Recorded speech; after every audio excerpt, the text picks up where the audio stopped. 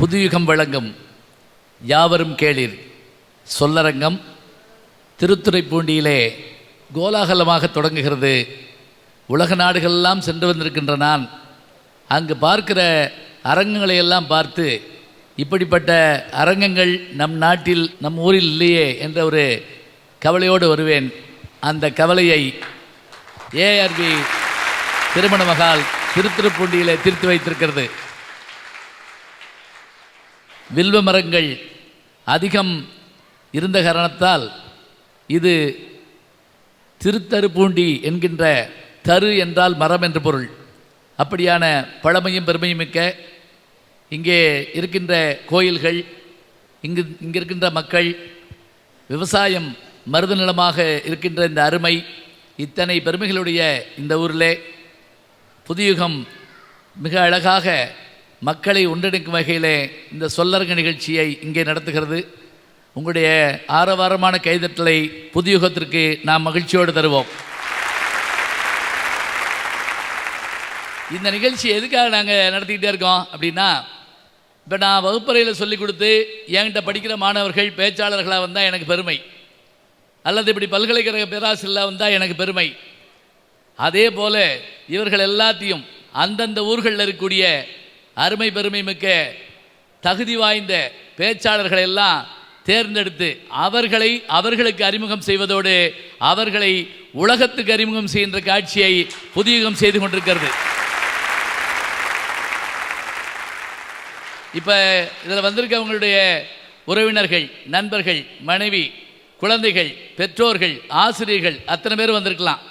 குறிப்பாக வாழ்க்கை துணையினத்தை சமாளிக்கிறது கஷ்டம்னு பேசுகிற பல பேருடைய வீட்டில் வந்திருக்காங்களா? வந்திருப்பாங்க. ஆமாம், அதே மாதிரி அம்மா அப்பா இரவங்க வந்திருக்காங்களா? அம்மா அப்பாலாம் வந்திருப்பாங்க. எல்லாம் என்ன அப்படின்னா, நம்ம வீட்டு பிள்ளை மேடையில் நின்று இந்த நிகழ்ச்சியில் இன்றைக்கி ஜொலிக்க போது அது உங்களுடைய ஆசீர்வாதத்தால், உங்களுடைய பெருமையால் தான் அவர்கள் இன்றைக்கு இப்போ இந்த பெருமை அடைகிறார்கள். இப்போ நான்லாம் இந்த மாதிரியான தொலைக்காட்சிக்கு வர்றதுக்கு எனக்கு 45 வயசாச்சு. அது காரணம் என்ன? நான் முயற்சி பண்ணாமல் இல்லை, அப்போ தொலைக்காட்சி நம்மகிட்ட இல்லை. ஒரு நண்பர் என்கிட்ட சொன்னார், எப்படி அப்படின்னா, இப்போ பழைய ஆட்கள்லாம் சொல்லி அவங்களெலாம் அனுபவிக்காதெல்லாம் நான் அனுபவிக்கிறேன் அப்படின்னாரு. உதாரணமாக சொல்கிறாரு, புரட்சித் தலைவர் எம்ஜிஆர் அவர்கள் எல்லா பெருமையுடையவர், ஆனால் அவர் அனுபவிக்காத ஒன்றை நான் அனுபவிக்கிறேன்னாரு. எனக்கு வந்து ஒரு ஓட்டுநர். அப்படி என்னையான்னு கேட்டேன். அவர் செல்ஃபோன் யூஸ் பண்ணதில்லை, நான் பண்ணுறேன் அப்படின்னாரு. ஏன்னா அப்போ கண்டுபிடிக்கலை, வேற ஒன்றும் இல்லை. இன்றைக்கி இவர்களுக்கு அந்த வாய்ப்பு இருக்குது. முன்னெல்லாம் ஆட்டோகிராஃப் கையெழுத்துவாங்க, இப்போ அப்படி இல்லை, ஃபோட்டோகிராஃப். உடனே வந்தவுடனே ஒரு செல்ஃபி. நான் சொன்னேன், அந்த கேமராவில் எடுக்கலாமே. அது எடுத்து என்ன செய்ய, இதில் எடுத்தால் தான் அடுத்த நிமிஷம் அமெரிக்காவுக்கு அனுப்புவேன், யாரோட நிற்கிறேன் பாரு அப்படின்னு. உண்மையிலேயே இந்த செல்ஃபி வந்த பிறகு என்னென்னா பாதுகாப்பு, எத்தனையோ விஷயங்களை விட்டுட்டோம்.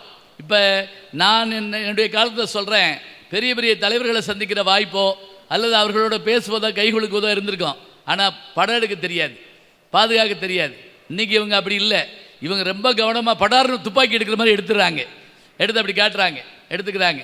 அதனால் அவர்களுக்கான வாய்ப்பு இருக்குது. இன்றைக்கி தலைப்பு என்ன அப்படின்னா, சொல்லரங்கத்தில் இன்றைய சூழலில் எது சிக்கலானது வாழ்க்கையில் ஒரு கேள்வி கேட்குறாங்க. 3 விஷயத்தை எடுத்திருக்காங்க.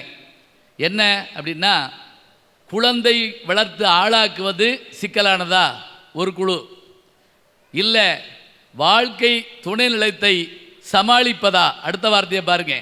2வது 3வது வார்த்தை என்னன்னா, வீட்டில் இருக்கின்ற பெரியோர்களை அனுசரித்து போவதா, அனுசரிப்பதா, சமாளிப்பதா, ஆளாக்குவதா. குழந்தைகளை, வீட்டில் இருக்கக்கூடிய மனைவியை, கணவனை, 2 பேரில் யாராவது வாழ்க்கை துணைனம்னா பெண் மட்டும் இல்லை, ஆணும் தான். அதனால் இந்த 3 தலைப்பில் பேச இருக்கிறாங்க. அதோட அழகாக சொன்னார் பாருங்க. அதாவது இங்கே வந்திருக்கக்கூடியவங்களில் பெண்கள் தான் அதிகமாக இருக்காங்கன்னு. இன்றைக்கி அதானங்க உண்மை. இப்போ நகராட்சி தேர்தல், பஞ்சாயத்து தேர்தலில் 50க்கு மேற்பட்ட தொகுதிகள் பெண்களுக்கு தரப்பட்டிருக்குன்னு சொன்னால் இதை காட்டிலும் சாதனை என்ன இருக்குது? ஒரு காலத்தில் பெண்கள் பள்ளிக்கூடத்துக்கு அனுப்புறதுக்கு கஷ்டப்பட்டாங்க. ஏட்டையும் பெண்கள் தொடுவது தீமை என்று எண்ணியிருந்தவர் மாய்ந்து விட்டார், வீட்டுக்குள்ளே பெண்ணை பூட்டி வைப்போம் என்ற விந்தை மனிதர் தலைகவிழ்ந்தார்னு 1920களில் பாரதி பாடினார். இன்னைக்கு இன்னும் ஒரு 4 வருஷம் ஆனால் அந்த அவர் மறைந்தே 100 ஆண்டு ஆயிரும். 1921 அவர் மறைந்தார். இப்போ 21 வந்ததுன்னா அவர் மறைந்த 100 ஆண்டு ஆயிரும். ஏற்கனவே 82 அவருடைய 100ஆண்டு விழா கொண்டாடிட்டோம். அவர் கண்ட கனவு, பாரதிதாசன் கண்ட கனவு, இதெல்லாம் இன்னைக்கு புதுயுகம் தொலைக்காட்சி போன்ற இவற்றில் நனவாகிறது என்று சொன்னால் அதுதான் நமக்கு ரொம்ப பெருமை. இப்போ இந்த நிகழ்ச்சி தொடங்குது.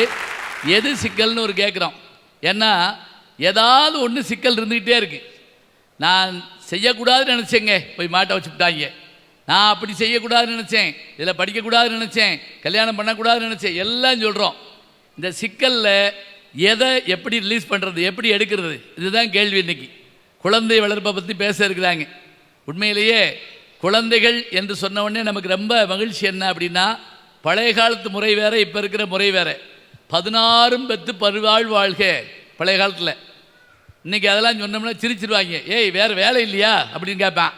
16ன்னா அது இல்லைங்க, 16 குழந்தைகள்னு அர்த்தம் இல்லை, 16 வகையான செல்வங்கள் அப்படின்னு காலமேக புலவர் ஒரு பாட்டில் சொல்லுவார். சரி, இப்போ நாம் இருவர் நமக்கு இருவர்ன்றாங்க. அப்புறம் நாம் இருவர் நமக்கு ஒருவர். இனி அடுத்து என்ன வரப்போதோ தெரியல. நாம் இருவர் நமக்கு எதுக்கு இன்னொருவர் அப்படின்னு வந்தால் வரலாம். ஆனால் என்ன நெசம் தெரியுமா? நம்ம வீட்டு பிள்ளைக்கு அத்தை யார், சித்தப்பா யார், அதனுடைய பிள்ளைக்கு தாய் மாமன் யார் தெரியாமல் போயிடும். அதுதான் அடுத்த தலைமுறைக்கு நமக்கு இருக்கிற கஷ்டம். அது அதே போல் குடும்ப நல வழக்குகள், விவாகரத்துன்னு சொன்னால் தினம் பேப்பரில் என்னென்ன செய்தி வருதோ அதோடு சேர்ந்து இன்னைக்கு யார் டைவர்ட்ஸ்னு பாருங்க அப்படிங்கிறோம். ஏன்? அனுசரித்து போகாத ஒரு காரணத்தினால. நான் சில சமயம் மேடைகளில் பேச போகிறப்ப இந்த கல்யாண இதுக்கு கூப்பிடுவாங்க. அதில் சமீபத்தில் நான் போயிட்டு வந்தது என்ன தெரியுங்களா?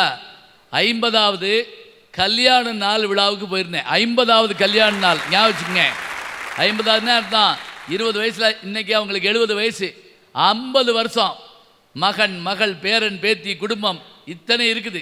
இந்த 50 வருஷம் காதல் ஒருவரை கைப்பிடித்து அவர் காரியம் யாவினும் கை கொடுத்துப்பார். நம்முடைய பாரதி சொல்கிறப்ப அது மாதிரி 50 வருஷம். அந்த 50வது வருஷத்துக்கு நான் வாழ்த்த போயிருந்தேன். எனக்கு முன்னாடி ஒரு 10 பேர் வாழ்த்துவாங்க அப்படின்னாங்க. 10 பேர் யாருன்னு பார்த்தா 50க்கு மேலே இருப்பாங்க. பார்த்தீங்களா? 52, 54, 50 அந்த தம்பதியர் வந்து வாழ்த்துறாங்க. ஒன்று வாழ்த்தலை, அப்படி அரிசியலை தூவுறாங்க. என்ன ஆச்சரியம் பாருங்க. 60ஆம் கல்யாணம்னா 60 வயசுன்னு சொல்கிறான். 50 வருஷம் வாழ்கிறது குடும்பத்தோட. அதில் இந்த 60, 70லாம் எப்படி வந்தாங்க தெரியுங்களா? யார் கையப்பையும் பிடிக்கலைங்க. அவங்க வாட்டுக்கு வர்றாங்க, அவங்க வாட்டுக்கு மேடைக்கு வர்றாங்க. அதில் ஒருத்தர் பெரியவர் என்று சொல்கிறாரு, இப்போ தான் 80 கொண்டாடினேன் அப்படின்னாரு. சந்தோஷம் அப்படின்னேன். உங்களுக்கு தெரியுமா, ஒரு நாள் கூட நான் மாத்திரை போட்டதில்லை அப்படின்னாரு. அப்புறம் தான் எனக்கு ஞாபகம் வந்துச்சு, நம்ம மாத்திரை போடாமல் வந்துட்டோம் காலையில் அப்படின்னு சொல்லி. அப்போ எப்படி வாழ்கிறோம்? முன்னெல்லாம் பெரியவங்க சாப்பிட்ட உடனே என்ன போடுவாங்க? வெத்தலை வாக்கு போடுவாங்க. இப்போ சாப்பிட்ட உடனே மறக்காமல் மாத்திரை போட்டுடுறோம். அது கூட இன்னொரு ஐடியா எனக்கு தோணுது, இட்லியிலேயே வச்சு ஊற்றிடுறது. ப்ரெஷர் இட்லி, சுகர் இட்லி அப்படி சேர்ந்த மாதிரி போயிடும் இல்லையா? அப்போ நோய்கள் சர்வசாதாரணமாயிருச்சு. நான் ரயிலில் வந்துட்டு இருந்தேன், 2 பெரியவங்க 85 வயசு இருக்கான், 2 பேரும் பேசிக்கிட்டே வர்றாங்க. கிளாஸ்மேட்டு போல் இருக்கு. என்னடா எப்படி இருக்க, நீ என்னடா பண்ணுற?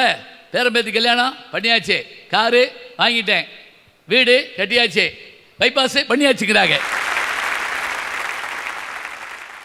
பைபாஸ் சர்ஜரியும் ஒரு பைபாஸ் ரோட்டில் போகிற மாதிரி அவங்க பேசுகிறாங்க. இன்றைக்கி காலம் அந்த விஷயத்துக்கு வந்துருச்சு. அடுத்ததாக வீட்டில் இருக்கக்கூடிய அந்த அனுசரணை, அதே போல் சமாளிக்கிறது, பெரியவர்களோடு ஒத்துப்போதல் இருக்கு இல்லையா? அதுதாங்க இந்த தலைமுறைக்கு ஒரு பெரிய சேலஞ்ச். யாரையாவது அறிமுகம் பண்ணால் கஷ்டப்படுறாங்க. நான் அமெரிக்காவில் பார்த்தேன், ஒரு நண்பர் வீட்டில் தங்கியிருந்தேன். தான் மகனை கூப்பிட்டாரு, என்னை காமிச்சு சொன்னார், இவர் தான் பேராசிரியர், சரி இவரை கொண்டு போய் ஏர்போர்ட்டில் விட்டுட்டு வா. அந்த பையன் ஒரு கேள்வி கேட்டாங்க, உங்கள் நண்பர் தானே? ஆமாம். இவர் எனக்கு முன்ன பின்ன தெரியுமா? தெரியாது. என்னையும் போய் சொல்கிறீங்க? என்ன ஆச்சரியமான கேள்வி பாருங்க, என்னையும் போய் சொல்கிறீங்க? எனக்கு ஒரு மாதிரி முகம் மாறி போச்சு. அவர் உடனே சொன்னார், சரி சரி பரவாயில்ல நான் போகிறேன். என்கிட்ட வண்டிகிட்ட ஓட்டிகிட்டே சொல்கிறாரு, இதுதான் நான் அமெரிக்காவில் சம்பாதிச்சது அப்படின்னாரு. பார்த்தீங்களா, நாம் வெளிநாட்டுக்கு போனால் பணம், பொருள், வீடு, வாசல் எல்லாம் சம்பாதிக்கிறோம். ஆனால் கேள்விக்கு பதில் சொல்ல முடியல. ஓன் ஃப்ரெண்டு தானே, இப்போ நம்ம ஊரில் அப்படி சொல்லுவோமா? நம்ம ஊரில் என்ன செய்வோம்? டேய் எவாடா போய் நான் அவர் வந்திருக்காரன்னு பார்த்து வா, உடனே வண்டி எடுத்துகிட்டு போவான். அந்த தலைமுறை வேணும். அதுதான் நம்ம இன்றைக்கி யோசிக்கிறோம். இன்றைக்கி நம்ம வீட்டு பிள்ளைய மாறி போனால் நமக்கு கவலையாக இருக்குங்க. நானே பார்த்தேன், ஒரு வீட்டுக்கு போயிருந்தேன், அப்பாவுக்கு மனுக்கும் சண்டை நடக்குது. என்னையை பார்த்த உடனே சண்டையை நிப்பாட்டிட்டாங்க. அப்பா சொன்னார், சாரு வந்திருக்கார், அந்த கடையில் போய் கலர் வாங்கிட்டு வா குடிக்க. அவன் நின்ன இடத்துலேயே கேட்டான், அந்த கடையில் கலர் இல்லைன்னா அடுத்த கடையில் வாங்கிட்டு வா, அங்கேயும் இல்லைன்னா அந்த கடைசி கடையில் வாங்கிட்டு வா, அந்த கடை பூட்டியிருந்தா வந்துரு, அதுக்கு போகாட்டி என்ன அப்படின்னா. எவனாவது கலர் குடிப்பானா? இத்தனை கேள்வியாக கேட்பாங்க. யோசிச்சு பாருங்க. அப்போ இது மாறிடணும். பிள்ளைகளை வளர்க்குறது எவ்வளோ பெரிய சவால். பெரியவங்களோடு இருக்கிறது, முக்கியமாக முதியோர் இல்லங்கள்லாம் ஏன் வந்துச்சு நமக்கே தெரியல. ஒரு கிராமத்தில் பட்டிமன்றம், என் கண்ணு முன்னாடியே ஒரு அம்மா ஒரு பிள்ளையை போட்டு அந்த அடியே அடிக்குது. வருவியா, இப்படி இடத்துக்குலாம் வருவியா அப்படிங்குது. அது என்ன அப்படி இடத்துக்கு வந்துருச்சு? நல்லா உட்காந்து கேட்கலாங்க. இங்கே சாப்பிட்ட உணவு இங்கே போனால் 3 மணி நேரம். ஆனால் இங்கே கேட்குற இந்த செய்தி நம்முடைய மனதுக்குள்ளேயோ நம்முடைய அறிவுக்குள்ளேயோ போனால் வாழ்நாளெல்லாம் மறக்கக்கூடாதுங்க. அதுக்காகத்தான் திருக்குறளில் திருவள்ளுவர் சொன்னார், செல்வத்துள் செல்வம் செவிச்செல்வம். ஞாபகம் வச்சுக்கங்க. எத்தனையோ செல்வம் இருக்குது, எல்லா செல்வமும் அழியும், இந்த செல்வம் அழியாது. 2 வாரத்துக்கு முதல்ல ஒளிபரப்பான ஒரு தொடரில் நான் ஒரு திருக்குறள் சொன்னேன். புகழ் புரிந்த இல்லிலோர்க்கில்லை இகழ்வார் முன் ஏர்வோல் பீடு நடைன்னு ஒரு திருக்குறள். என்ன ஆச்சரியம்னா, 500க்கும் மேற்பட்ட அந்த குடும்ப தலைவர்கள் என்கிட்ட பேசுகிறப்ப, ஐயா நீங்கள் சொன்ன அந்த திருக்குறள் ரொம்ப நல்லா இருந்துச்சுட்டாங்க. நான் கண்கலங்க கேட்டேன், 30 வருஷமாக இதை தானமா நான் மேடையில் சொன்னேன்னு. அதை பற்றி எங்களுக்கு கவலை இல்லை, மீனாட்சி அப்பாவா வந்து சொன்னீங்கல்ல, உடனே எங்களுக்கு தெரிஞ்சிருச்சு. பார்த்தீங்களா? எப்பொருள் யார் யார் வாய் கேட்பினும் அப்பொருள் மெய்ப்பொருள் காண்பதறிவு, அது பழசு. இப்போ என்ன சொல்கிறாங்க? எப்பொருள் இன்னார் வாய் கேட்பினும் அப்படிங்கிறாங்க. நான் பேசுகிறது பெரிய விஷயம் இல்லை, இவங்க பேசுகிறது தான் முக்கியமானது.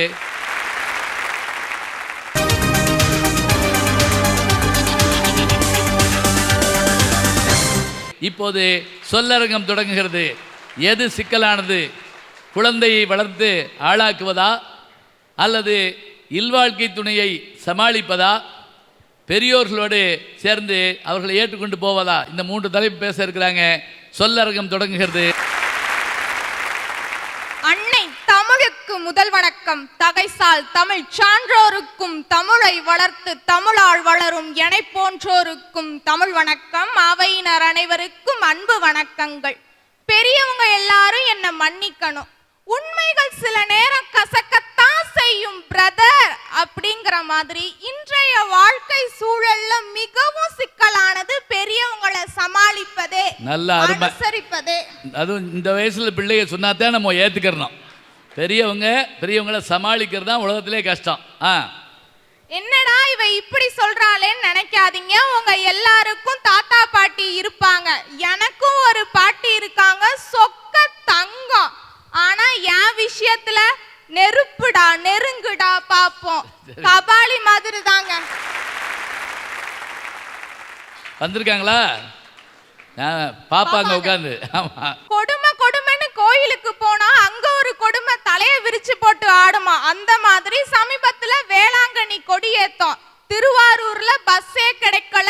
7 மணி வரைக்கும் பஸ் ஸ்டாண்ட்ல நின்னு ஒரு சிஆர்சி பஸ்ல ஏறி நொந்து நூடுல்ஸ் ஆகி வீட்டுக்கு போனா வீட்டுக்குள்ள உடலையே வாசல்ல நிக்க வச்சு ஏன் லேட்டு, எங்க போன, எதுல வந்த, இப்படி 1008 கேள்வி கேட்டு ஒரு கருத்தரங்கமே நடத்திட்டாங்கன்னா பாருங்களேன். அப்படிப்பட்ட கருத்தரங்கம் இந்த அரங்குல கூட நடந்திருக்குமான்னு எனக்கு தெரியல. அதனாலதான் சொல்றேன், பெரியவங்களை அனுசரிக்கிறது எங்களுக்கு கஷ்டமா இருக்கு அப்படின்னு சொல்லிட்டு. பசங்க 2 படத்துல நடிச்சது நீங்க தானே ஐயா? பசங்க 2 படத்துல நடிச்சிருந்தது நீங்க தானே? அப்படிதான் தெரியுதா?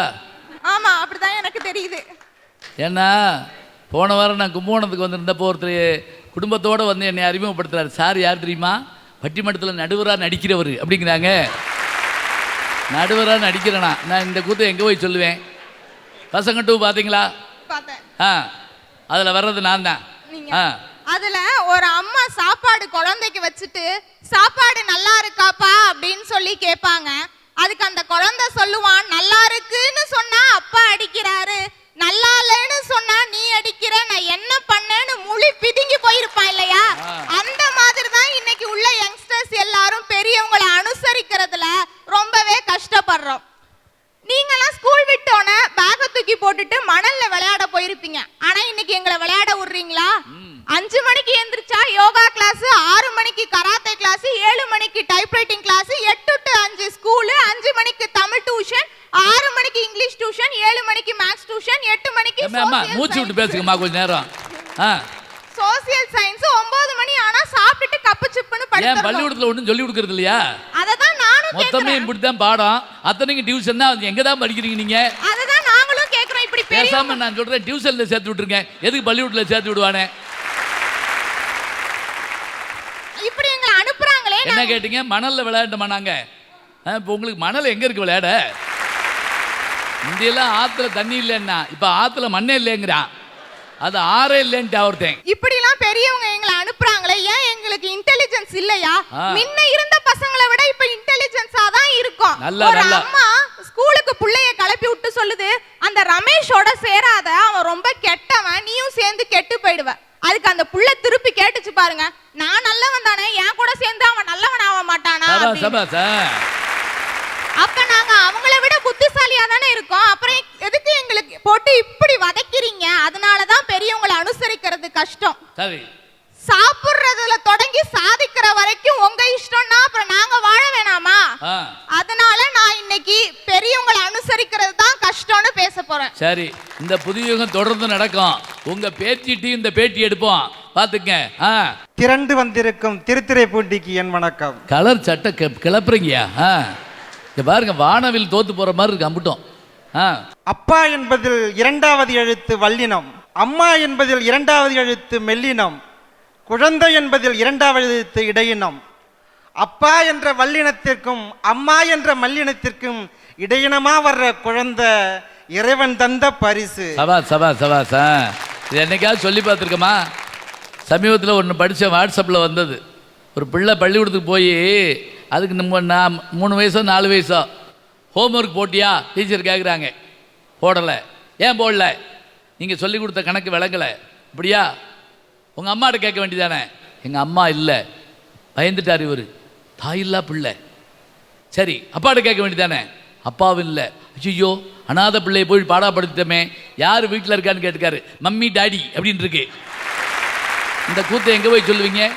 அம்மானா தெரியாது, அப்பானா தெரியாது, மம்மி டாடின்னு அதை சொல்கிறாரு பாருங்க. அப்பா இப்போங்கிறது ஒரு வல்லினம், அம்மா ஒரு மெல்லினம், குழந்தை சிறப்பில் இருக்குல்ல அது ஒரு இடையினம். ஒரு வல்லினம் ப்ளஸ் ஒரு மெல்லினம் சீக்வல் என்ன ஒரு இடையினம். அருமையான வார்த்தையா, நல்லா சொல்றீங்க. இந்த பரிசு தர்ற மகிழ்ச்சியை விட வேற என்னங்க பெருசு? அப்பா அம்மா நம்மளோட தெய்வம். நம்மளை அப்பா அம்மாவா ஆக்குற அந்த குழந்தைங்க, அந்த சொல்லுக்கு உயிர் கொடுக்கிற குழந்தைங்க, அதுவும் தெய்வம் தாங்க. அது குழந்தைகள் தெய்வம். புறநானூற்றுல பாண்டியன் அறிவுடை நம்பி ஒரு அற்புதமா ஒரு பாட்டு சொல்லியிருக்கான். புறநானூறுங்கிறது தமிழ்ல இருக்கிறது. நீங்க அது ஏதாவது என்ன இந்த படம் வரவே இல்லை அப்படி சொல்லக்கூடாது. ஒரு ஆள் இறங்கி வஞ்சிக்கிட்டே போனானா, நிறைய தடவை இந்த பாட்டை கேட்குறேன், என்ன படம்னே தெரியலன்னு. எதை? தேசிய கீதத்தை. புறநானூறு 2000 வருஷத்துக்கு முந்தைய எழுதுனது. பாண்டியன் அறிவுடை நம்பி. ஐயா, படைப்பு பல படைத்து படைகளோடு உண்ணும் உடைபெறும் செல்வர் ஆயினும் இடைபட குறு குறு நடந்து சிறுகை நீட்டி இட்டும் தொட்டும் கவ்வியும் துழந்தும் நெய்யுடைய அடிசில் மெய்பட விதிர்த்தும் மயக்குறு மக்களை இல்லோர்க்கு பயக்குறை இல்லை தான் வாழும் நாளே. அப்பா இது கைதட்டுங்க முதல்ல. ஏதாவது தங்கா மாதிரி ஊதாரின்னா கைதட்டிடுறீங்க. 2000 வருஷம் ஆச்சு இந்த பாட்டு எழுதி. அதுவும் ராஜா எழுதியிருக்கிறாரு, பாண்டிய நாட்டு மன்னன் எழுதியிருக்காரு. எப்படி படைப்பு பல படைத்து பலரோடு உண்ணும் இடைப்படும் செல்வராயினும் இடைப்பட குறுகுறு நடந்து சிறுகை நீட்டி. என்ன வார்த்தை பாருங்க. ஐயா, இது எளிமையா சொல்லணும் அப்படின்னா, எவ்வளவுதான் செல்வம் இருந்தாலும், பலரோடு சேர்ந்து உண்ணக்கூடிய அளவுக்கு நமக்கு செல்வம் இருந்தாலும் கூட, அந்த தளிரடை போட்டு சிறுகை நீட்டி அந்த நெய் சோறை வாங்கி திங்கிறதா நினைச்சுக்கிட்டு உடம்பெல்லாம் போட்டு பூசிக்கிட்டு இருக்கிறதே அந்த குழந்தைங்க, அதுதாங்க உண்மையான செல்வம். அதுதான் நம்முடைய வாழ்க்கைக்கு பெஸ்ட். அது இல்லைன்னா வாழ்க்கையே வேஸ்ட். அப்படிப்பட்ட குழந்தைங்க இன்னைக்கு இருக்கிற நிலைமையை பார்த்தா நமக்கெல்லாம் வேதனையா இருக்குது. அதை வளர்க்கறது நமக்கு படுற பாடு இருக்கு, அது சிக்கல் இருக்கு. அதை பத்தி எல்லாம் சொல்றதுக்காக நான் வந்திருக்கிறேன். ஓஹோ, சரி சரி.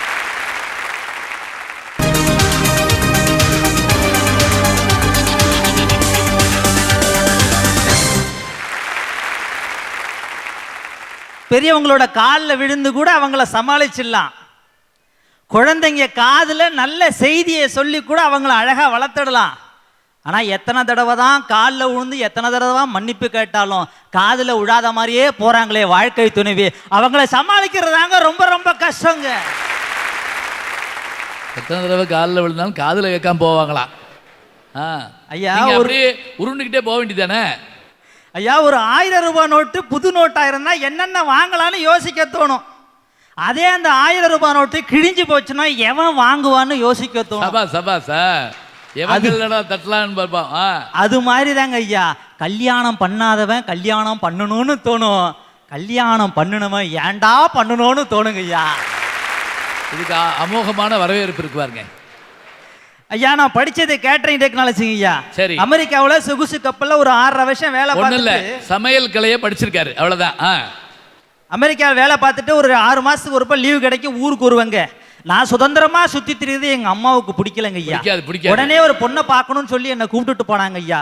நிச்சயம் பண்ண பொண்ணுகிட்ட ஒரே ஒரு வார்த்தை பேசிக்கிறேன்னு சொல்லி கேட்டேன். அந்த பொண்ணுகிட்ட போய் சொன்னேன், அம்மாடி தங்கம், என்னை பார்த்த உடனே ஒன்று ஒத்துக்கிறோன்னு ஆசைப்படுறிய, நல்ல மனசுக்காரன்னு ஒத்துக்கிறியா இல்லை நான் சம்பாதிச்சுட்டு டாலரை பார்த்து ஒத்துக்கிறியான்னு கேட்டேங்க.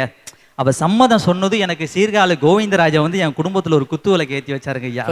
மாதிரி அதே மாதிரிங்க ஐயா, அந்த கண்ணும் பார்க்கும்போது கண்ணுக்குள்ளே புகுந்து கதைகள் சொன்ன பின்னே நெஞ்சத்திலே நிறைந்து அதில் இடம் பிடித்த பின்னே, கண்ணுக்குள்ளே புகுந்து கதைகள் சொன்ன பின்னே நெஞ்சத்திலே நிறைந்து அதில் இடம் பிடித்த பின்னே, எந்த நன்மை தந்தை சம்மதித்த பின்னே, எந்த நன்மை தந்தை சம்மதித்த பின்னே, அன்பின் தன்மையை அறிந்து கொண்ட பின்னே, என்னை விட்டு ஓடி போக முடியுமா, இனி முடியுமா, நாம் இருவரல்ல ஒருவர் இனி தெரியுமா தெரியுமா. எப்படி புரியுது பாருங்க பழைய பாட்டு. இந்த ஒரு பாட்டிலே கல்யாணம் முடிஞ்சிச்சுங்க ஐயா. ஆமா, ஆனா கல்யாணம் முடிஞ்சிச்சுங்க, பிரச்சனை ஸ்டார்ட் ஆயிட்டுங்க. சரி ஐயா, நான் ஒரு விஷயம் சொல்றேங்க, என் மனைவியும் கடவுளும் ஒண்ணுங்க.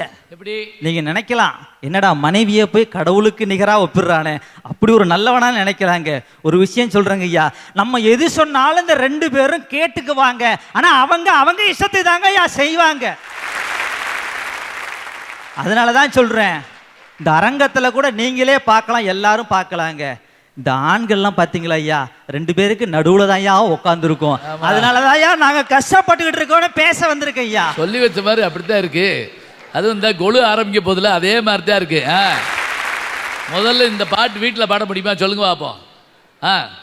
விட்டு கொடுங்கள் விருப்பங்கள் நிறைவேறும், மனம் விட்டு பேசுங்கள் அன்பு பெருகும், மன்னித்து விடுங்கள் தவறுகள் குறையும். அந்த விட்டு கொடுக்கறது, மனம் விட்டு பேசுறது, மன்னிப்பு கேட்கறது, இது 3ஐயும் இந்த மற்ற 2 தலைப்புகளில் பேச வந்திருக்கவங்க மிகச்சரியா வீட்டில் செஞ்சுட்டாங்கன்னு வச்சுக்கோங்க ஐயா. மனைவியையும் பெரியவர்களையும் சர்வ சாதாரணமாக நம்ம சமாளிச்சிடலாம் சார். அருமை அருமை. ஆனால் யார் விட்டு கொடுக்கறது, யார் மன்னிப்பு கேட்கறது, அதுல தானே பிரச்சனையே. அதுக்கு தான் சார் சொன்னேன், குடும்பத்தில் சரியா பயன்படுத்திட்டா, மிகச்சரியா பயன்படுத்திட்டோம்னா நம்ம ஈஸியாக கிராஸ் பண்ணிடலாம். ஆனால் 10 மாதம் சுமந்து பெற்றெடுத்த குழந்தை அந்த 10 மாதமும் பட்ட கஷ்டத்தை எல்லாம் அந்த குழந்தையோட முகத்தை பார்த்த உடனே அந்த தாய் மறந்து போறா பாருங்க. அதாவது துன்பத்திற்கு பின் இன்பம் வரும் அப்படிங்கிற தத்துவத்தை நமக்கு புரிய வைக்கும் புத்தகம் சார் அந்த குழந்தைங்க. அழகான வார்த்தை. ஒரு குடும்பத்திற்கு குழந்தைகள் சொத்து. நம்ம என்னதான் சொத்து சேர்த்து வச்சாலும் நம்மளுடைய மதிப்பு எதுல தெரியுமா இருக்கு, நம்ம குழந்தைகளை எப்படி வளர்த்துருக்கோங்கிறதுல தான் இருக்கு. அதனால நான் என்ன சொல்றேன், இந்த குழந்தைகளை வளர்க்கறதுல தான் எங்களுக்கு சிக்கல்னு. உடனே நீங்க பெத்தவங்க வளர்க்கணும் உங்க கடமை தானேன்னு உங்க மைண்ட் வாய்ஸ் எனக்கு கேக்குது சார். ஆனா நான் என்ன சொல்றேன்னா, குழந்தைகளை வளர்ப்பது எங்களுக்கு பிரச்சனை அல்ல, குழந்தைகளை வளர்ப்பது ஒரு வரப்பிரசாதம். அதை நாங்க சந்தோஷமா செய்ய பெற்றோர் தயாரா இருக்கோம். ஆனால் இன்றைய சமூக சிக்கல்களுக்கு மத்தியில் அந்த குழந்தைகளை எப்படி வளர்க்கிறேன் அப்படிங்கிறது தான் என்னோட பிரச்சனை. நல்ல வார்த்தை சார். நம்ம எப்படி வளர்ந்தோம், உதாரணமா நம்ம தாத்தா பாட்டி அப்பா அம்மாவை எடுத்துக்கோங்க. முழுவதுமாக நன்மைகள் நிறைந்த சமூகத்துல ஆரோக்கியமா வளர்ந்து வந்துட்டாங்க. நம்ம காலத்துல ஏதோ கொஞ்சம் நஞ்சம் கஷ்டங்கள் இருந்தாலும் ஓரளவு நல்லா வளர்ந்து ஓடி வந்துட்டோம். ஆனால் இன்று நம் குழந்தைகள் சுற்றிலுமாக சிக்கல்கள் இருக்கக்கூடிய முட்கள் நிறைந்த சமூகத்துல வளர ரெடியா நிக்கிறான் சார். நினைச்சாலே பகீருங்குது. நான் ஒரு ஆசிரியர், தாய், ஒரு தாயாகவும் ஆசிரியராகவும் எனது குழந்தைகளை வளர்த்தெடுப்பதில் இந்த சமூகத்தில் இருக்க சிக்கல்களை பத்தி பேச போறேன். சிக்கல்ங்கிறீங்களே, என்ன சிக்கல் நீங்க கேட்கலாம். உணவுல சிக்கல் இருக்கு சார், சமூகத்துல சிக்கல் இருக்கு, பாதுகாப்புல இருக்கு, அடுத்தது அவர்கள் பயன்படுத்தும் செல்போன், இன்டர்நெட், தொலைக்காட்சின்னு எத்தனையோ சிக்கல்கள் அவர்களை சுற்றி இருக்குது. அவற்றை பற்றி இன்று பேசதான் நான் வந்திருக்கேன். நல்லா இருக்கு. ஆசிரியர், 10ஆவதுக்கு பெற்றோர் எல்லாமா சேர்ந்து குழந்தைகளை பெறதுலாம் எப்படி வளர்க்க போறோம். இன்றைய சூழல்ல செல்போன் கொடுத்து விட்டுருக்கான், அவன் 10 நிமிஷம் எடுக்கலைன்னா பயமாகுது. ஏன் எடுக்கலைன்னு பதறோம் நம்ம. அவன் பாட்டுக்கு மறந்து கூட இருப்பான். ஆனால் நமக்கு பயம் ஏற்பட்டுருது. ஏன்னா அன்னைக்கு காலையில் தான் படிக்கிறோம், சும்மா இருந்தவனே கள்ள தூக்கி போட்டு கொன்றார்கள் அப்படிங்கிறாங்க. ஏன்னா இப்போ சர்வசாதாரணமாக பார்க்குறோம் இந்த நிகழ்ச்சியெல்லாம் இருக்கு. அடுத்து கல்லா பிழையும் கருதா பிழையும் கசிந்துருகி தில்லா பிழையும் நினையா பிழையும் நின் அஞ்செழுத்தை சொல்லா பிழையும் தொழா பிழையும் எல்லா பிழையும் பொறுத்தருள்வாய் கட்சி ஏகம்பரணி. பட்டினத்தாருடைய பாட்டாமா இதெல்லாம் பார்த்துக்குங்க. எல்லாம் சாமி கும்பிட்டு ஒரு வார்த்தை இதை சொல்லிக்கிறோம். தெரிஞ்சும் தெரியாமல் நம்ம இந்த ஐயப்பன் கோயிலுக்கு போகிற ஆளுங்க சொல்லுவாங்கல்ல, அறிஞ்சு அறியாமல் செஞ்சாலும் பாதுகாத்துக்குங்க. எடுத்த உடனே சொல்லிட்டேன், கல்லாப்பிழையும் கருதாப்பிழையும் கசிந்துருகி நின்னாப்பிழையும் நினையாப்பிழையும் அஞ்செழுத்தை சொல்லாப்பிழையும் எல்லா பிழையும் பொறுத்தருள்வாய் கட்சியே கம்பனே. அழகான பாட்டுமா ஐயா. இன்னைக்கு எத்தனையோ பொழுதுபோக்கான நிகழ்ச்சிகள் இருக்கின்ற காலகட்டத்திலே மக்களுக்கும் மாணவர்களுக்கும் எல்லாருக்கும் பயன்படக்கூடிய அருமையான ஒரு நிகழ்ச்சியை புதுயுகம் தொலைக்காட்சி இன்னைக்கு நிகழ்ச்சி நீங்கள் நெறிப்படுத்துறீங்க. பிரம்மாண்டமான நிகழ்ச்சியா. இந்த நிகழ்ச்சியில பேசுறது நான் பெரிய வரப்பிரசாதமா நினைக்கிறேன். குழந்தைகிட்ட சிக்கலே இல்லை, குழந்தை அம்மா சொல்லிட்டாங்க வரப்பிரசாதம் சொல்லிட்டாங்க. அந்த வரப்பிரசாதம் இறைவன் கொடுத்த வரப்பிரசாதத்துல எப்படி ஐயா சிக்கல் இருக்கும். குழந்தையினாலே மகிழ்ச்சி, அகராதியில மகிழ்ச்சி. அந்த மகிழ்ச்சி பெருமவற்றில் யாம் அறிவது இல்லை, அறிவறிந்த மக்கட்பேர் அல்ல பிற. என்னமா பின்றீங்க பிரமாதமா. உலக பொதுமறை சொல்லுதியா, மங்களம் என்ப மனைமாட்சி மற்றும் அதன் நன்களும் நன்மக்கட்பேரு.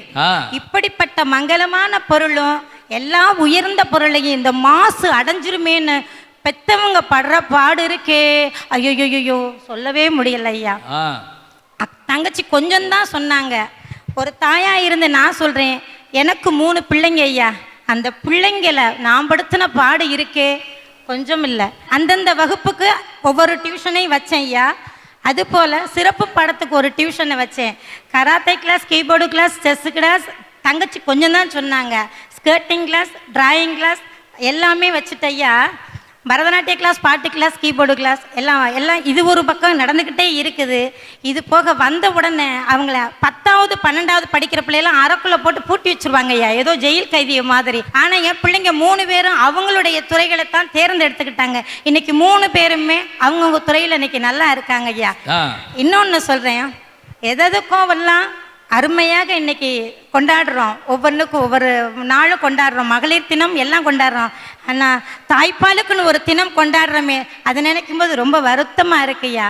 இதுக்கெல்லாம் காரணம் ஒரு தாயாக இருந்து நான் சொல்கிறேன், இதை குழந்தைகளாக பார்க்கணும். அந்த பிஞ்சு நஞ்சு விதைக்கக்கூடாது. ஒரு குழந்தைய கூப்பிட்டு உனக்கு அப்பா பிடிக்குமா அம்மா பிடிக்குமா அப்படின்னு கேட்டால் அங்கேயே நம்ம என்ன பண்ணுறோம், பிரிவினையை உண்டாக்குறோம். ஆகவே பெற்றோர்கள் பிள்ளைகள் போக்களே விட வேண்டும் என்று சொல்லி, சிக்கலானது பிள்ளைகள் வளர்ப்பதிலும் அல்ல, நம்மளுக்கு குடும்பத்தில் உள்ளவங்களை அனுசரிக்கிறதும் இல்லை, இந்த பெரியவங்களை கிட்ட இருக்கிறது தான் சிக்கல்னு சொல்கிறேன் ஐயா.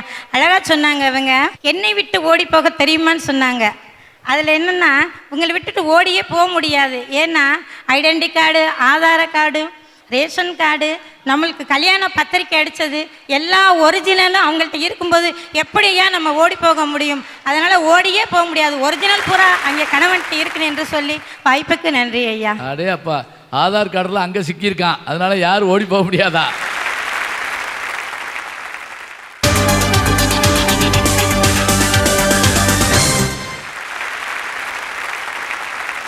ஐயா, நான் ஒரு ஸ்கூலில் ஆசிரியராக இருக்கேன் ஐயா. சரிங்கய்யா. நான் காலையிலே ஸ்கூலுக்கு போகும்போது இந்த பிள்ளைங்க முகத்தை எல்லாம் பார்ப்பேங்க ஐயா. ஒரே அழுதுகிட்டே வருவானுங்க ஐயா. ஏன்னா அவங்களுக்கு ஸ்கூலுக்கு போகிறதே கஷ்டமான விஷயம். ஆனால் அந்த நேரம் ஆக ஆக பார்த்தீங்கன்னா அவன் முகத்தில் அப்படியே சந்தோஷம் கொஞ்சம் கொஞ்சமாக கூடுங்க. அது சாயந்தரமாக அந்த கடைசியாக ஓவர் பில் அடிப்போம் பாருங்க, ஒரே சந்தோஷமாக வீட்டுக்கு ஓடுவாங்க. அதே நான் பார்த்தீங்கன்னா அவனுக்கு நேர் எதிர் மாதிரிங்க. காலையில் போகும்போது ஒரே சந்தோஷமாக போவாங்க, வீட்டை விட்டு கிளம்பும்போது ஒரே சந்தோஷமாக ஸ்கூலுக்கு போவாங்க. அதே நேரம் ஆக ஆக எனக்கு பதட்டம் கூடி போய் சாயந்தரம் ஓவர் பில் அடிக்கும்போது என் முகமே சோகமயமாக மாறிடுங்க. ஐயோ, எப்படா அந்த வீட்டுக்கு போகிறது, எப்படா நம்ம மனைவியை சமாளிக்கிறது நினைக்கிறதுக்கு பாருங்க ஐயா. அந்த கஷ்டத்துக்கு ஈடு இணையே கிடையாதுங்க ஐயா. ஏன் அவங்க பாடத்திட்டத்தில் அதெல்லாம் சேர்க்கலையா, சிலபஸில் வைக்கலையா? மனைவியை சமாளிப்பது எப்படி 7ஆம் பாடம் சொல்லிக் கொடுக்கலையா? அப்படியெல்லாம் மனைவியை சமாளிப்பதுன்னு புத்தகம் போட்டோம்னா 10 வால்யூம் 15 வால்யூம் போடணும்யா. ஒரு புத்தகத்துல எல்லாம் நிச்சயமா போட முடியாது. ஆமாய்யா, ஏன்னா சில பேர் 3 கல்யாணம் கட்டிருப்பாங்க ஐயா. பெரிய பாராட்டி வளர்த்தோம்னா இந்த சின்ன பிஞ்சுகளை எளிமையா வளர்த்தலாம், பிரச்சனை இல்லைங்க ஐயா. அதுவே பாசத்தை கொட்டி வளர்த்தோம்னா பெரியவங்களையும் சமாளிச்சிடலாம் ஐயா. ஆனா நீங்க என்னதான் பாசத்தை காட்டினாலும் என்னதான் பாராட்டினாலும் நம்மள்ட்ட கோபத்தை மட்டுமே காட்டக்கூடியது யாருன்னா நம்மளுடைய மனைவி தாங்க ஐயா. வந்திருக்காங்களா? சிரிக்கிறாரு பாருங்க, சோகமா தான் சிரிக்கிறாரு. வந்திருந்தா என்னால பேச முடியாதுன்னு சொல்லி அவங்களை வீட்டிலே விட்டுட்டு வந்துட்டேன். அப்படியா? ஏன்னா அவங்க முன்னாடி நான் பேசுறது கிடையாது இது வரைக்கும். ஐயா, எங்க ஊர்ல ஒரு நண்பன் இருந்தாயா, அவனை நாங்க எல்லாருமே இடிதாங்கின்னு தான் கூப்பிடுவோம். ஏன் இடிதாங்கின்னு கூப்பிடுறோம்னா அவனுடைய வாழ்க்கையில அவனுக்கு பயங்கிறதே கிடையாது. அவன் நடந்து போயிட்டு இருக்கும்போது ஐயா, இடியே விழுந்தா கூட அவன் நின்னான்னா ஒரு அடி தள்ளி தான் விழும ஒழிய அவன் தள்ள இடி விழுவாதியா. அருமையான பெரியா. அப்படிப்பட்ட இடிதாங்கிக்கும் ஒரு நாள் திருமணம் நடந்ததுங்க ஐயா. சரி, நான் கூட போயிருந்தேன் ஐயா. அங்க போயிட்டு வந்துட்டு எல்லாம் சந்தோஷமா இருக்கான். நான் வீட்டுக்கு வந்துட்டேன்யா. ஒரு நாள் சமீபத்தில் அவனை கடைத்தொழில பார்த்தேயா. பார்த்து கேட்டேன், ஏன்டா இடிதாங்கி எப்படா இருக்கிற அப்படின்னு கேட்டேன். அதை ஏன்டா கேட்குற, ஊருக்கே இடிதாங்கியா இருந்தேன்டா, இவ்வளோ கல்யாணம் பண்ணண்டா, இப்போ நான் அடிதாங்கியா இருக்கேன்டாங்கிறாங்க. அப்ப இடிதாங்கியே அடிதாங்கியா மாறினான்னா என் நிலைமையெல்லாம் நினைச்சு பாருங்க ஐயா. நான் ஆரம்பத்திலேருந்தே பயந்த சுபாவம் உள்ள ஐயா. பார்த்தா தெரியுதியா? என்னுடைய மனைவிக்காக பார்த்தீங்கன்னா ஏறாத நகைக்கடை இல்லையா, எவ்வளதோ நகைக்கடை விதவிதமா நகை வாங்கி கொடுத்துருக்குறேன். எவ்வளதோ ஜவுளி கடைக்கு அழைச்சிட்டு போய் ஜவுளிகள் வாங்கி கொடுத்துருக்குறேன். ஏன் அவ்வளோ மளிகை கடையில் போய் மளிகை பொருள் எல்லாம் வாங்கி கொடுத்துருக்குறேன். காய்கறியில் போய் காய்கறி எல்லாம் வாங்கி கொடுத்துருக்கேன். என்னதான் 1000 பொருள் வாங்கி கொடுத்தாலும் போன வாரம் ஞாயிற்றுக்கிழமை ஒரு குச்சூண்டு கொசுறு கொத்தமல்லி வாங்கிட்டு வரலன்னு என்னை வாசலில் வச்சு கொத்துனா பாருங்க கொத்து. இது அதனால தான் சொல்கிறேன், மனைவியை நம்மளால் சமாளிக்கவே முடியலைன்னு. ஐயா, நான் ஆண்பாலா பிறந்ததை நினைச்சு ரொம்ப வருத்தப்படுறாங்க. ஏன்னா ஒரு ஆவின் பாலா பிறந்திருந்தேன்னா நிச்சயமா நான் வாழ்க்கையில சந்தோஷப்பட்டிருப்பேங்க. எப்படி ஆவின் பாலா? ஆமா ஐயா. ஏன்னா ஆவின் பால் கூட என் மனைவிக்கு முன்னாடி தினம் பொங்கி எழுதுயா. ஆனா ஒரு ஆண் பாலா பிறந்த என்னால என் மனைவி முன்னாடி ஒரு சுத்தமா பொங்கி எழவிட முடியலங்க ஐயா. நீங்க அரசாங்கத்துக்கு ஏதாவது பாதுகாப்பு உதவி கேளுங்கய்யா. எந்த காலத்திலயுமே மனைவியை சமாளிக்கிறதுங்கிறது சிக்கல் தான் பேச வந்துள்ளேன் ஐயா. நல்லா ஐயா பேசிட்டு வீட்டுக்கு தனியா போனோம் ஞாபகம் வச்சுக்கங்க. பிரச்சனைக்கு சிக்கலுக்கும் நிறைய வித்தியாசம் இருக்கு சார். இந்த பிரச்சனைக்கு சிக்கலுக்கும் உள்ள வித்தியாசத்தை ஜெட் கிருஷ்ணமூர்த்தி அப்படிங்கிற தத்துவ ஞானி ரொம்ப அழகா ஒரு ஸ்டேட்மெண்ட் வெளியிட்டு இருக்காரு. என்னன்னா, பிரச்சனை அப்படின்னா ஏற்கனவே வந்துட்டு அதுக்கு என்ன தீர்வு காண போறோம் அப்படிங்கறதா பிரச்சனை. சிக்கலுங்கிறது வரப்போற பிரச்சனைக்கான முன் ஏற்பாடு, ஒரு அலாரம் மாதிரி. அப்பனா எல்லாரும் இந்த சிக்கலுங்கிற விஷயத்துல ரொம்ப கவனமா இருந்துக்கணும் அப்படின்னு சொல்றாரு. அப்படி பார்க்க போனா நம்ம வாழ்க்கையில ஒவ்வொரு நிமிடமும் ஒவ்வொரு நொடியும் எல்லாருக்கும் சிக்கலான தருணம் எது தெரியுமா? நம்ம குழந்தைங்களை வளர்த்து ஆளாக்குறது தான். அதுவும் இந்த காலத்து குழந்தைங்களை வளர்த்து ஆளாக்குறது இருக்கு பார்த்தீங்களா, ரொம்ப ரொம்ப சிக்கலான விஷயம்.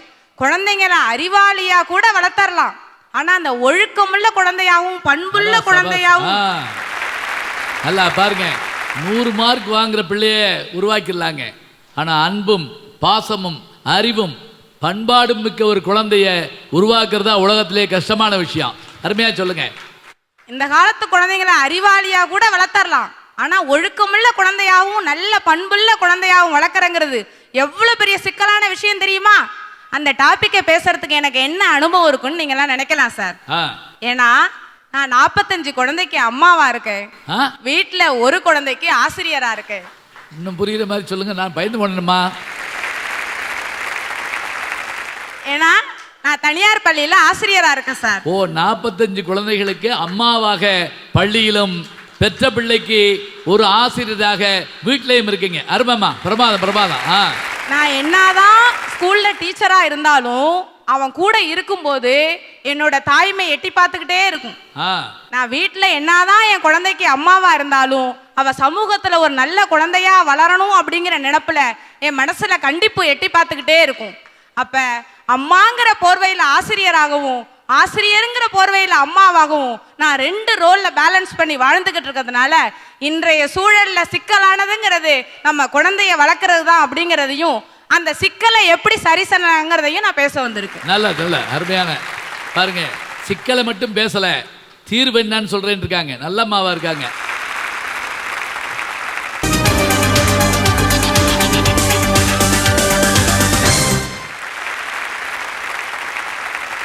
பெற்றெடுத்த தமிழ்த்தாயை பின்னால் தள்ளி பிறமொழிக்கு சிறப்பளித்த பிழையை நீக்கி ஊற்றெடுக்கும் அன்புரையால் ஒழுங்க வைத்து இவ்வுலகத்தில் தமிழ் மொழிக்கு நிகரேதும் உண்டோ என்று என் அன்னை தமிழை வணங்குகிறேன்.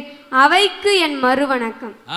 ஐயா, உங்களுக்கு தெரிஞ்சிருக்க வாய்ப்புள்ள திருவாரூர் மாவட்டத்துல ஒரு 15-16 வருஷத்துக்கு முன்னாடி ஒரு பெண் குழந்தை பிறந்துச்சு. அது எப்படின்னா, தன்னுடைய தாயின் கருவறைக்குள்ள இருக்கும் பொழுதே நினைச்சுச்சான், நம்ம இவ்வளோ நாளா கருவறைக்குள்ள இருக்கிறோம், வெளில வந்துட்டா நல்லா சுதந்திரமாகவும் ஜாலியாகவும் நமக்கு பிடிச்ச மாதிரி வாழ்ந்துடலான்னு நினைச்சுச்சான். அதே மாதிரி ஒரு நாள் பிறந்துச்சு. பாவம், அந்த சின்ன பிள்ளைக்கு தெரியல இங்கெல்லாம் பெரியவங்க இருப்பாங்கன்னு. அதுவும் தன்னோட ஜாலியெல்லாம் அனுபவிக்கலான்ட்டு வெளில வருதான். அந்த பெரியவங்க சொன்னாங்களாம், பொம்பளை புள்ள மாதிரி இருக்கு. பாவம் சார், அந்த பச்சை கிளி மனசுல முள்ள தச்ச மாதிரி ஆயிடுச்சு. கேக்குற உங்களுக்கே இவ்வளவு கஷ்டமா இருக்குன்னா அந்த பச்சை கிளிக்கு எப்படி இருக்கும்? அந்த பச்சை கிளி வேற யாரும் இல்ல, நான் தான். அதனாலதான் சொல்றேன், இன்றைய வாழ்க்கை சூழலில் மிகவும் சிக்கலானது பெரியவர்களை சமாளிப்பதுன்னு. ஹிலாரி கிளின்டன் ஒரு முறை இந்தியா வந்துட்டு போனாங்க. அப்போ பத்திரிகை நிருபர்கள் எல்லாம் ஹிலாரி கிளின்டனை சூழ்ந்துகிட்டு பல கேள்விகள் கேட்டாங்க. உங்களுக்கு இந்தியாவில் பிடிச்சது என்ன? இந்தியாவின் அழகியலா, சிற்பக்கலையா, அல்லது கட்டிடக்கலையா, பண்பாடா, கலாச்சாரமான அடுக்கடுக்கான கேள்விகளை வச்சாங்க. ஹிலாரி கிளின்டன் அழகா ஒரு பதில் சொன்னாங்க, எனக்கு இந்தியாவில் பிடிச்சது அந்த குடும்ப அமைப்புன்னு. வெள்ளைக்காரவங்களுக்கெல்லாம் தன்னுடைய அம்மாவை தவிர மற்ற எல்லா பொண்ணுங்களும் மனைவி மாதிரி. ஆனா இந்தியன் ஒருவனுக்கு மட்டும்தான் தன்னுடைய மனைவியை தவிர மற்ற எல்லா பெண்களும் அம்மா மாதிரி. சபா சபா விவேகானந்தர் சொன்ன வார்த்தை அது. இப்பே புரிஞ்சிருப்பீங்க எங்களை சுத்தி எத்தனை பெரியவங்க இருப்பாங்கன்னு. சரி சரி. அது மட்டும் இல்ல சார், காலையில கிளம்புனதுலேருந்து நைட் வரையும் நாங்க பெரியவங்கள்ட்ட படுற சிக்கல் இருக்கே சொல்லி மாளாது. காலைல அப்பா சொல்லுவாரு படி படி படின்னு, அம்மா அட்வைஸ் கொடுத்தே கொண்டுடுவாங்க. சரி ஸ்கூலுக்கு போலான்னு பார்த்தா நம்ம சொல்றது அவங்களுக்கு புரியாது, அவங்க சொல்றது நமக்கு புரியாது, சும்மா தலையாட்டிக்கிட்டே வந்துருவோம். இப்படி எத்தனை வருஷமா தலையாட்டுறீங்க? பள்ளிக்கூடத்து பிள்ளைங்க எப்படி அழகா சொல்லுது பாருங்க. அது மட்டுமா, சரி இவ்வளோ நேரம் ஸ்கூல்ல இருந்துட்டோமே தாத்தா பாட்டிய பார்க்க போலானா நம்ம காலைல பண்ணிருப்போம்ல தப்பு, அதை இப்ப அப்பா அம்மாட்ட சொல்லி வச்சு செஞ்சிடுவாங்க. அது எப்படி தெரியுமா இருக்கும்? ஆடி போன அர்ஜுனனுக்கு கிருஷ்ணன் கொடுத்த கீ மாதிரி அப்படி ஒரு வேலை பார்க்கும், வீடே போர்க்களம் ஆயிடும். அதனாலதான் சொல்றேன், இன்றைய வாழ்க்கை சூழலில் மிகவும் சிக்கலானது பெரியவர்களை சமாளிப்பதுன்னு. என்னுடைய ஆதங்கத்தை எல்லாம் கொட்ட வந்திருக்கேன். கொட்டுங்க மாலிட்டு போறோம்.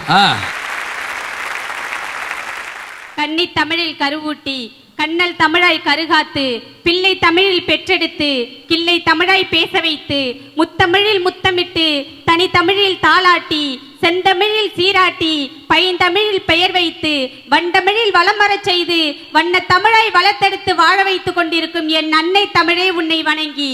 அப்படி இத்தனை தமிழ் இருக்கு பாருங்க. ஐயா பெரியவங்க சொல்லியிருக்காங்க, வீட்டை கட்டிப்பாரு கல்யாணத்தை பண்ணிப்பாருன்னு. அதோட ஒரு வார்த்தை சேர்த்து சொல்லியிருந்தாங்கன்னா நல்லா இருந்திருக்கும் ஐயா.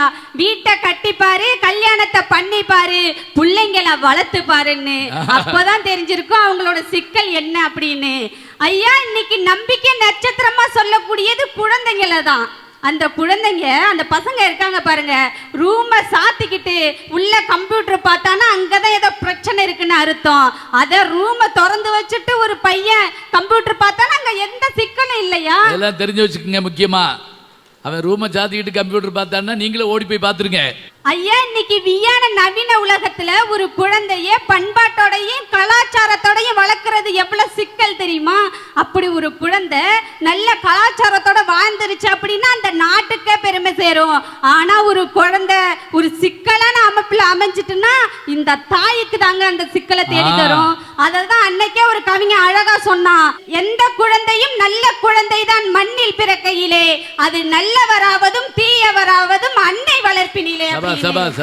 எல்லாரும் சொன்னாங்க பெரியவங்களை அனுசரிச்சு போறதா சிக்கல்னு, வாழ்க்கை துணையை அனுசரிச்சு போறதா சிக்கல்னு. ஒண்ணு இல்லையா, ஒரே ஒரு எடுத்துக்காட்ட சொல்லிட்டு முடிக்கிறேன் பாருங்க. ஒரு மரம் அழகா பசுமையோட வளர்ந்துருக்குன்னு பாருங்களேன், அந்த மரத்தோட வேறு இருக்கு பாருங்க, ஆணி வேறு, அதுதான் பெரியவங்க. அந்த பெரியவங்களோட சார்ந்து இருக்கு பாருங்க அந்த மரத்துல கிளைகள், அந்த கிளைகள் தான் வாழ்க்கை துணைகள்.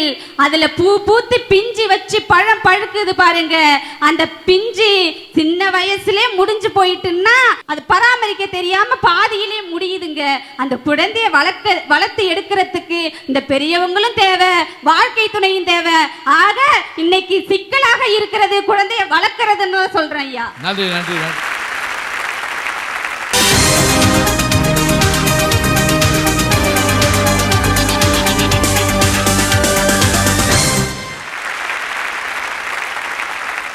அனைவருக்கும் வணக்கம். எத்தனாவதுமா படிக்கிறீங்க? 9th sir. 9th. பாத்தீங்களா 9ஆம் கிளாஸ் பிள்ளை எவ்வளவு அழகா பேச போகுது பாருங்க. ஐயா பசங்க நாங்க பண்ணுவோம் நக்கலு, இந்த பெரியவங்க தான் பெரிய சிக்கலு.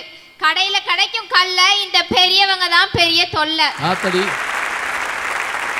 இதுல இருந்தே தெரிஞ்சிருக்கும் நான் யாரோட சிக்கலை பத்தியும் தொல்லைய பத்தியும் பேச வந்திருக்கேன்னு. ஆமாங்கய்யா, நான் இன்னைக்கு எடுத்திருக்க தலைப்பு என்ன தெரியுமா?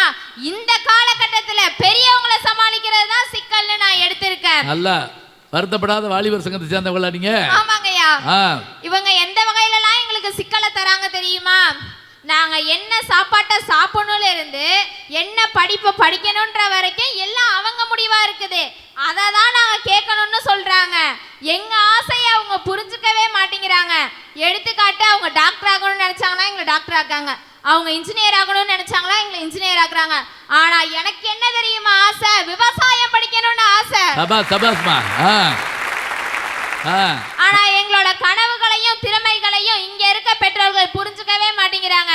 உங்ககிட்டயே நான் கேக்குறேன், உங்கள எத்தனை பேர் அவங்க குழந்தைகள் படிக்கணும்னு ஆசைப்பட்ட படிப்பை படிக்க வச்சிருக்கீங்க? இல்லவே இல்ல. அதனாலதான் சொல்றேன், எல்லார் வீட்லயும் இருக்க பிரச்சனை என்ன தெரியுமா? பெரியவங்க பேச்ச குழந்தைகள் கேட்காதுதான். ஏன் எங்க வீட்லயும் அப்படிதான், நானும் கேட்கவே மாட்டேன். நல்லது.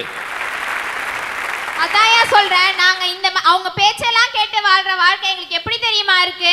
ஒரு மெஷின் வாழ்க்கை மாதிரி இருக்குது. ஒரு மெஷினை யாராவது ஆப்ரேட் பண்ணாதான் அது ஒர்க் ஆகும். அதே மாதிரிதான் நாங்களும். எங்க அம்மா அப்பா எங்களை வழி நடத்தினாதான் வாழ முடியுன்ற சூழ்நிலையில நாங்க இருக்கோம் ஐயா. அதனாலதான் சொல்றேன், எங்களை எங்க இஷ்டத்துக்கு விட்டு பாருங்க அப்படின்னு சொல்றோம். மரணத்தை பார்த்து யாருமே பொறாமப்பட மாட்டாங்க. ஒருத்தரோட மரணம் நம்ம எல்லாரையுமே பொறாமப்பட வச்சுச்சு. இருந்தாலும் இவரை மாதிரி இருக்கணும், இறந்தாலும் இவரை மாதிரி இறக்கணும்னு சொல்ல வச்சுச்சு. அவர் யார் தெரியுமா? இன்னைக்கும் நம்ம மனசுலலாம் வாழ்ந்துட்டு இருக்க டாக்டர் APJ அப்துல் கலாம் ஐயா அவர்கள் தான். அவர் அருமையா சொன்னாரு, இந்தியா 2020 வல்லரசு அடையணும்னு. அதுக்கு குழந்தைகளே, இளைஞர்களே கனவு காணுங்கள் அப்படின்னு. நாங்க காண்ற கனவு என்ன தெரியுமா? எங்க அம்மா அப்பா என்ன சொல்றாங்களோ அதை தான் கனவு காண்றோம். எனக்கு விவசாயம் படிக்கணும்னு ஆசை. நான் ஒரு விவசாயி ஆயிர மாதிரி எனக்கு கனவுல வராது. நான் ஒரு டாக்டராகி ஊசி போட்டுட்டு இருக்க மாதிரி தான் கனவு வரும். இல்ல ஒரு வக்கீலாகி கேஸ் எழுதிட்டு இருக்க மாதிரி தான் எனக்கு கனவு வருது. கனவுல கூட அவங்க எங்களை சுதந்திரமா விட மாட்டேங்கிறாங்க ஐயா. அப்படியே நாங்க வேற கனவுக்கு விவசாயியார மாதிரி கனவுக்கு போனா எங்க அம்மா ஒரு குச்சும் எங்க அப்பா ஒரு குச்சும் எடுத்துக்கிட்டு வராங்க.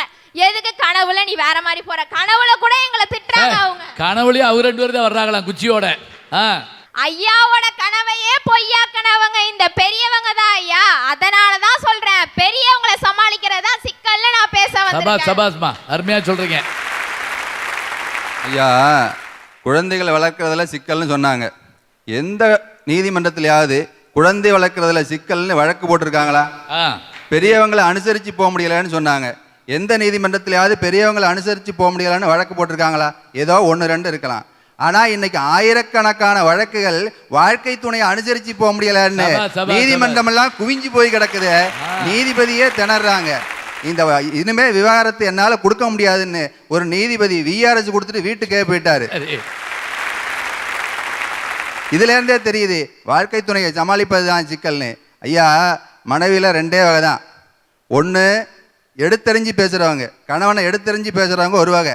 இன்னொன்று எடுத்த பொருளை கணவன் மேல எரிஞ்சிட்டு பேசுறாங்க இன்னொரு வகை. நான் கூட இன்னொரு நல்ல விஷயம் சொல்ல போறாங்கன்னு பார்த்தா அதை வச்சே எரிவாங்களா?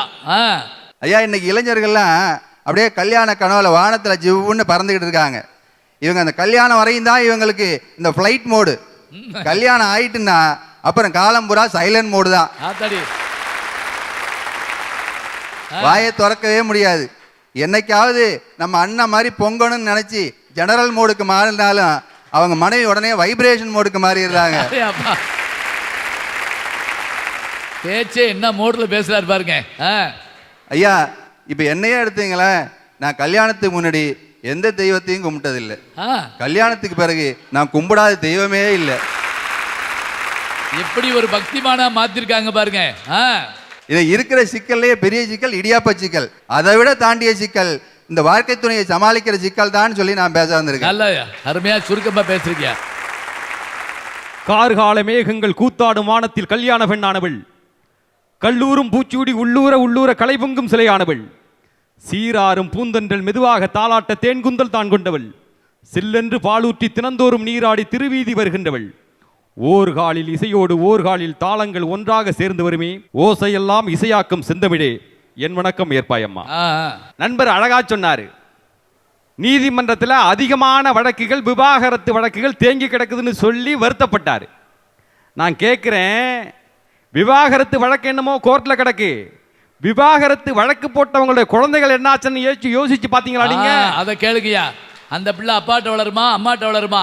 எங்க அப்பா அம்மா 2 பேரும் இருக்கிறவங்களுக்கே பிள்ளைய வளர்க்க முடியல. வழக்கு கோர்ட்டில் கிடக்கு.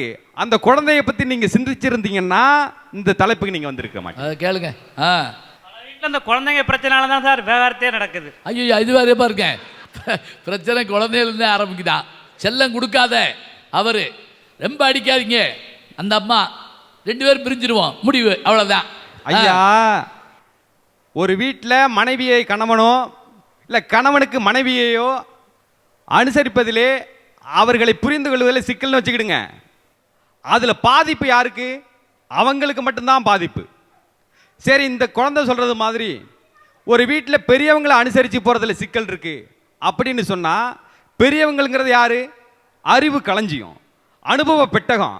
அந்த அறிவும் அனுபவமும் நமக்கு கிடைக்காம நமக்கு தான் அதில் நட்டம். சரி, அந்த பெரியவங்களுக்கு என்ன? நம்ம சொல்றதை கேட்கறதுக்கு ஆள் இல்லையே, நம்மளை மதிக்கலையே அப்படிங்கிற ஒரு வருத்தம். இதில் பாதிப்பு பெருசாக ஒன்றும் வந்துட போகிறதில்ல. ஆனால் ஒரு குழந்தையை வளர்ப்பதில் சிக்கல்னு சொன்னால் முதல்ல அந்த பெற்றவங்களுக்கு பாதிப்பு, அதுக்கு அடுத்தாப்புல அந்த குழந்தை சார்ந்திருக்கக்கூடிய மற்ற நண்பர்களுக்கெல்லாம் பாதிப்பு, அப்புறம் அந்த குழந்தை சார்ந்திருக்கக்கூடிய சமூகத்துக்கு பாதிப்பு, நாட்டுக்கு பாதிப்பு, இது எல்லாத்தையும் விட நமது தமிழ் பண்பாட்டுக்கு பாதிப்பு, இந்திய தாய் திருநாட்டுடைய பண்பாட்டுக்கு பாதிப்பு. இது எல்லாத்தையும் விட ரயிலுக்கு காத்திருக்கக்கூடிய பெண்ணுக்கு பாதிப்பு, வகுப்பறையிலே பாடம் கற்றுக்கொண்டிருக்கக்கூடிய மாணவிக்கு பாதிப்பு, தேவாலயத்திலே தொழுது கொண்டிருக்கக்கூடிய ஒரு பெண்ணுக்கு பாதிப்பு. இதெல்லாம் நம்ம பார்த்திருக்கிறோம். ஆக நாம் எந்த இடத்திலே குழந்தை வளர்ப்பதிலே தவறு செய்தாலும், சிக்கலை சமாளிக்க முடியவில்லை என்றாலும், நமது பண்பாட்டுக்கும் நம்முடைய தமிழ் கலாச்சாரத்துக்கும் பெரிய இழப்பு என்பதால், நான் ஒரு ஆசிரியர் என்பதாலும் குழந்தை வளர்ப்பதுதான் சிக்கல் என பேச வந்துள்ளேன்.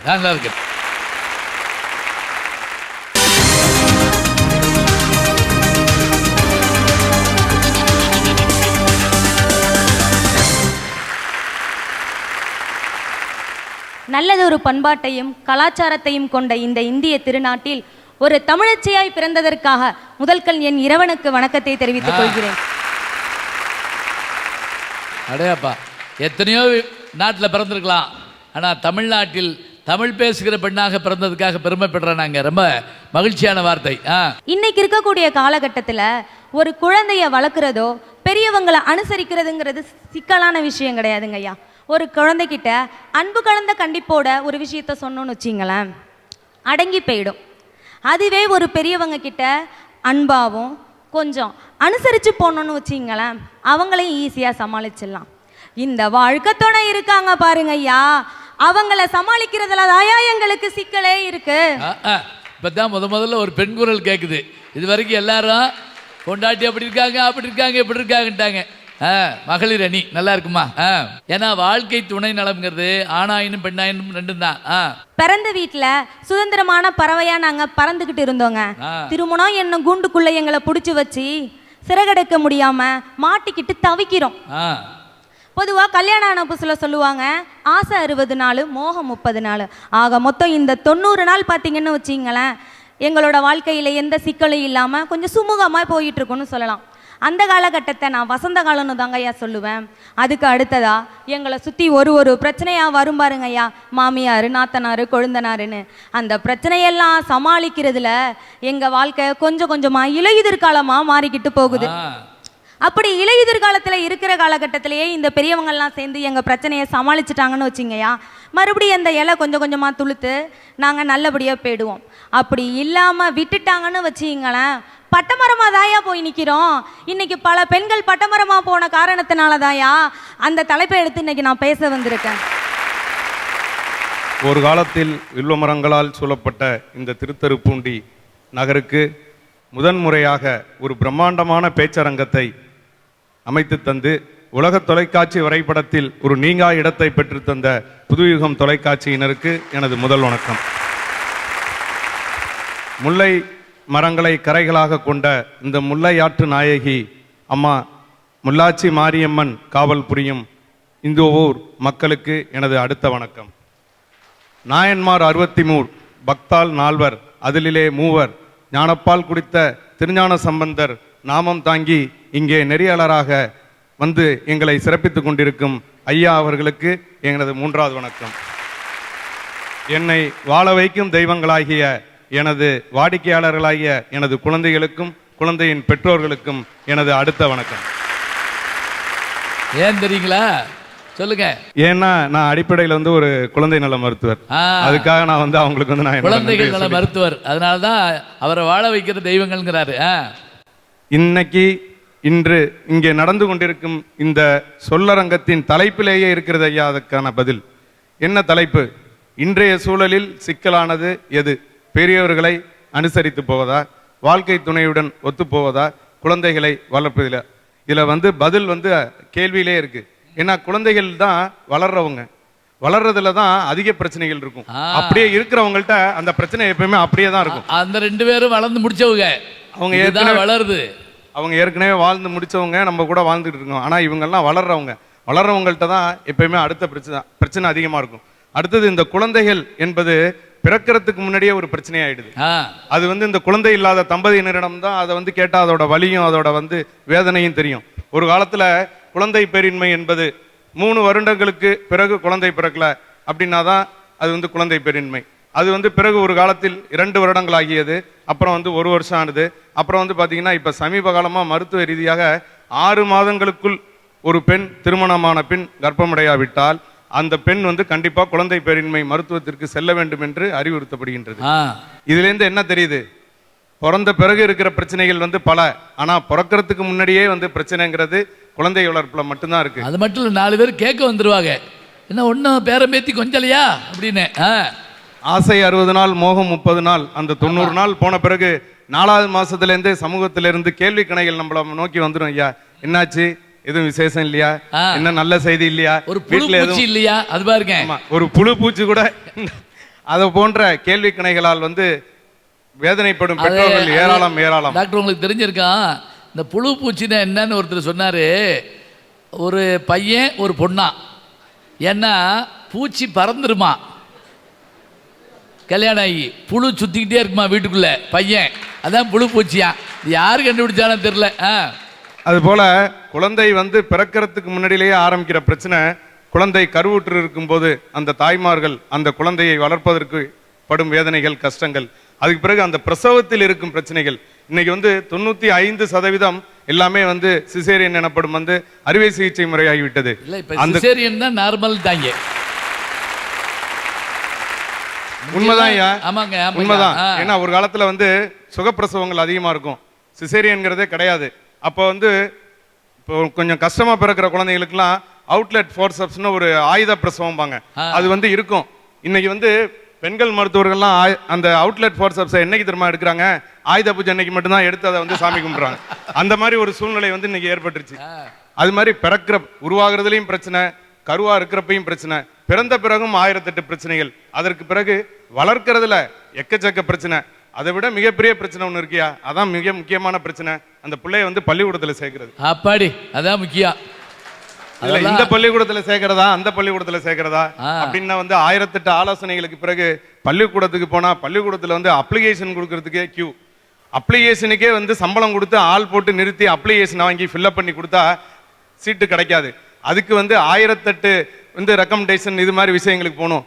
அதனால தான் சொல்றேன், இந்த குழந்தை அப்படியே சேர்த்து விட்டு வந்துட்டா அப்பதான் வருவாங்க, அங்கேயே போய் சேர்த்திங்க போச்சு, அவ்வளவுதான்.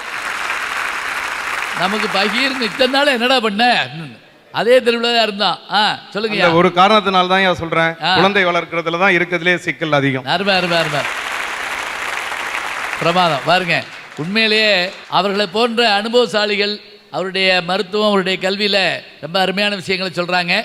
இப்போது சொல்லரங்கத்தினுடைய முதல் சுற்று மிக கோலாகலகலமாக முடிந்திருக்கிறது. வான வேடிக்கை மாதிரி அவ்வளோ பேரும் அழகாக பேசியிருக்கிறாங்க. புதுயுகம் வழங்கும் யாவரும் கேளீர் சொல்லரங்கம் அடுத்த வாரமும் தொடரும்.